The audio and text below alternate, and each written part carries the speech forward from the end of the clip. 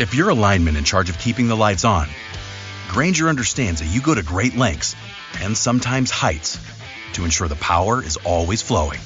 Which is why you can count on Grainger for professional-grade products and next-day delivery, so you have everything you need to get the job done.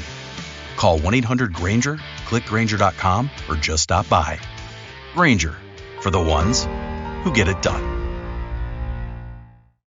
Pepe Mujica, un exguerrillero que llegó a ser presidente cambiando para siempre la historia de Uruguay.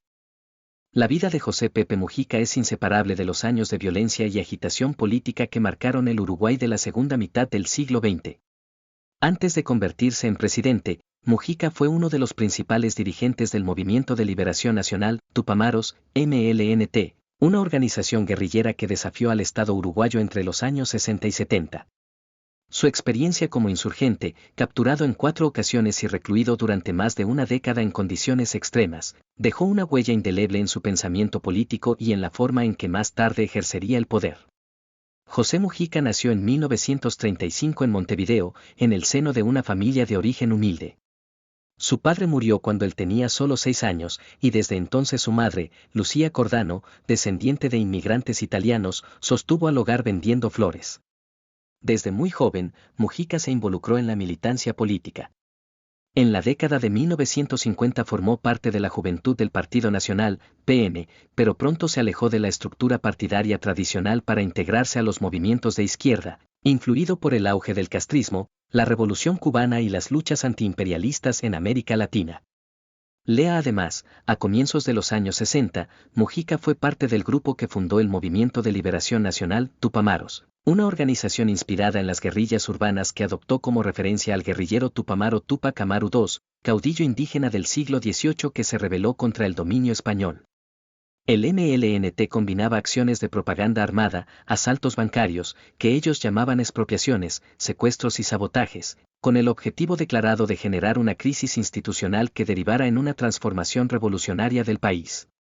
Para Mujica, como lo ha dicho en entrevistas y en sus memorias, la decisión de tomar las armas fue el resultado de una lectura de época, lo nuestro era un grito de rebeldía. Éramos hijos de la Revolución Cubana, vivíamos un tiempo en el que parecía que los pueblos podían cambiar su historia con una lucha armada. Para mí fue una causa de libertad. Durante su militancia guerrillera, Mujica participó en diversas operaciones, incluyendo el asalto al Club de Tiro Suizo, que dio al movimiento acceso a un gran arsenal, y otras acciones espectaculares como la fuga masiva del penal de Punta Carretas en 1971, cuando 111 tupamaros escaparon por un túnel excavado desde el interior de la prisión. Fue detenido por primera vez en 1970, pero logró fugarse poco después. En 1972, tras una emboscada policial en la que recibió 6 balazos, fue capturado nuevamente. A partir de entonces, Mujica pasó casi 13 años en prisión, la mayor parte de ellos como uno de los llamados rehenes de la dictadura militar que gobernó Uruguay entre 1973 y 1985. Junto a otros 8 dirigentes tupamaros, fue confinado en cuarteles, en condiciones infrahumanas, sometido a aislamiento, tortura y privación sensorial. No se pierda, éramos depositados como bultos, sin contacto con el mundo, sin libros, sin radio, sin hablar con nadie durante semanas. Nos mantenían vivos para que el MLN no se moviera, pero no sabíamos si íbamos a salir de ahí nunca más, relató años más tarde. La experiencia del encierro marcó un punto de inflexión en su vida. Mujica salió de la prisión en 1985, tras el retorno de la democracia y una amnistía general para presos políticos.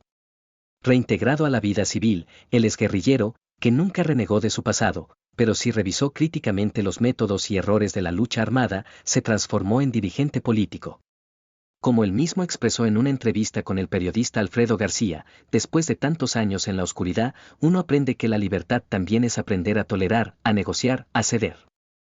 Para mantenerte siempre informado, suscríbete a nuestro podcast de la FM en RCN Mundo Go, Spreaker, Spotify y Apple Podcast o visita www.lafm.com.co. También encuéntranos en redes sociales como la FM Oficial.